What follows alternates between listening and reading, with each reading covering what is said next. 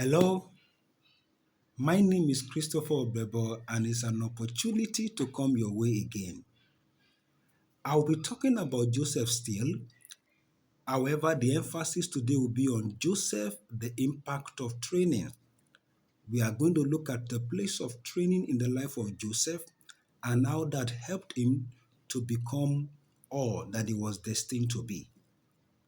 I start by looking at the book of Proverbs, chapter 22, verse 6, where the Bible says, "Train up a child in the way he should go, and when he is old, he will not depart from it."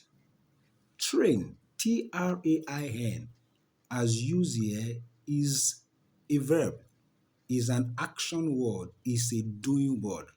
That means that as far as training is concerned, it's not what you can delegate. You have to get involved in it. You have to get yourself involved in it.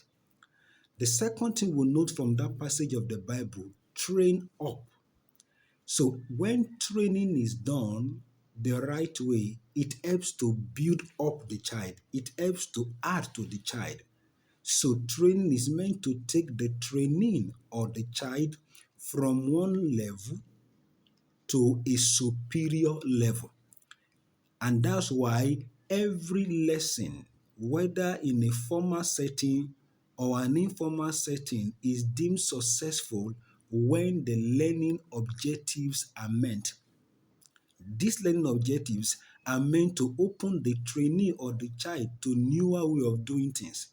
In other words, the child or the trainee is expected to do things a certain way going forward, having gone through the lesson.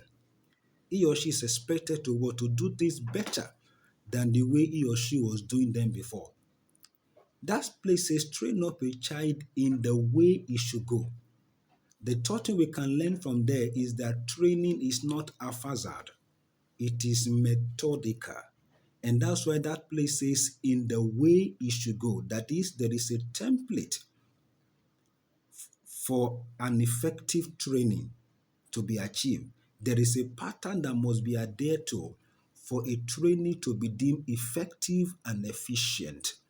The way you should go there speaks of carefully designed system of learning. This system involves all that will be done, all that will be taught, and all the activities that will be, factored in for teaching and learning to take place. Now, this carefully designed system and environment in education is formally referred to as curriculum. Now, the fourth thing the Bible talks about there is that in the way he should go and when he is old. So, training is a preparation for the future. When the child or the trainee is expected to have what? To have grown old or older, as the case may be. So, when he is old, because the child is not going to remain at that level forever, every training should prepare the child for the future. Every training is meant to equip the trainee or the child for the future. By the future is a time when the child would have somewhat become independent with options of living as he or she deemed fit. Yet the training so provided previously will be able to serve as an anchor for the child and something that he or she can build on. So you can see that training is very, very detailed and it's quite a comprehensive task. And to achieve this, the Bible also provides a template. The book of Deuteronomy chapter 6 verse 6 to 9. Deuteronomy chapter 6 verse 6 to 9 gives us the template.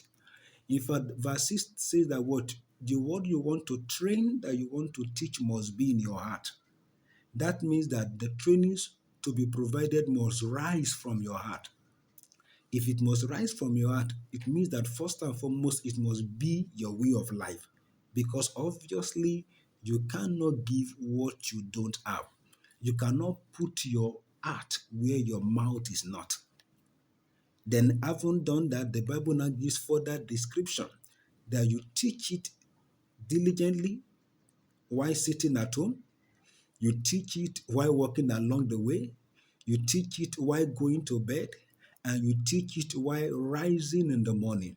All of these instances speaks of pattern, speaks of ways by which you are meant to consciously and creatively use every activity as a teaching and learning platform. Sitting, standing, walking, waking up, sleeping. They are just telling you that what you have to creatively and consciously create teaching and learning scenarios. Use every opportunity to what? To pass knowledge around. When you go further down in Deuteronomy chapter 6, verses 8 to 9, the Bible further says, those things you are going to be teaching, you should provide them as signs on your head. You should provide them as frontlet to your eye. You should provide them as posts on your houses and gate. All of these are, they are not saying you should be legalistic or ritualistic about them. What they are saying is that what you should make teaching a part of activity. Make it interesting. Let it be involving. Because for you to achieve success, you need to what? You need to invest in teaching. Invest in teaching. Invest in teaching. So keep living the word, keep teaching the word, keep practicing it, keep building your children, keep building employee, and indeed everyone around you. By so doing, you are helping to build today the Joseph of tomorrow. So keep teaching, keep living, keep practicing, keep building. Your investment will pay. God bless you.